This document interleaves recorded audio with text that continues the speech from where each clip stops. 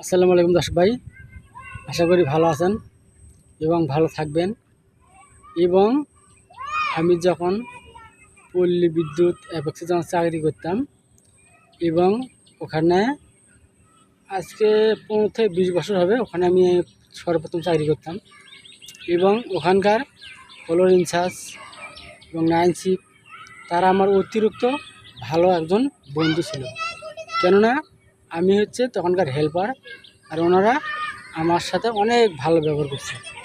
তো সেই ব্যবহার সম্পর্কে বলতেছি, যদি কেউ কিছু খায় সেই নিশাটা যদি অন্যজন দেখে তার সাথে মিল দিয়ে খাওয়ার জন্য এবং চেষ্টা করে এবং ভালোবাসা দেয়।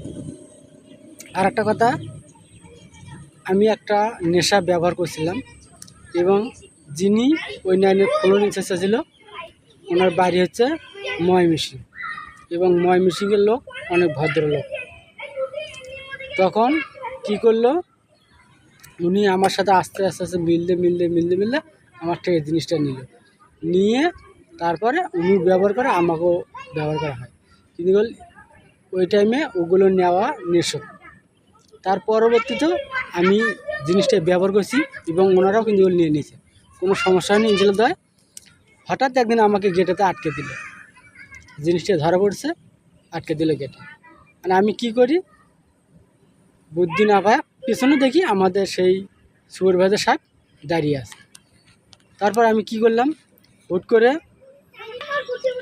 নাইন শিপ সঙ্গে সঙ্গে আমার পেছনে এসে খেলা হলো। বলতেছে কী হয়েছে, বলতেছে যে সিকিউরিটি গার্ড বলতেছে স্যার একটা ধরা পড়ছে। তো বলছে ওটা আমার লোক, ওটা ছাড় দাও। তা আল্লাহর কি কাম, ওই দিন সেদিন আমি একা একা খাইতাম, ধরা পড়লে অবস্থা ক্যাশ নিয়ে হতো। ওই ছাদ যেহেতু ধরছে এবং সঙ্গে সঙ্গে ছাড়া পাইছি। তার পরবর্তীতে আমার ডিউটি চলাকালীনে 10টার সময় ওই ছাড়ে নিচে নামাইলো। আমি তো মনে করছি ইনশাল্লাহ চাকরি আমার শেষ আজকে, আর চাকরি করা হবে না। তারপর ওই সিকিউরিটি গার্ডের কাছে নিয়ে গেল, নিয়ে যাওয়া দিয়ে আমার সাথে সিকিউরিটি গার্ডে পরিচয় করে দিল, যে বলতেছে এই ছেলেটা যদি এই নিশাটা নিয়ে আসে তো ওনাকে ছাড়িয়ে দেবেন। এই আজকের মতো কথা ছিল।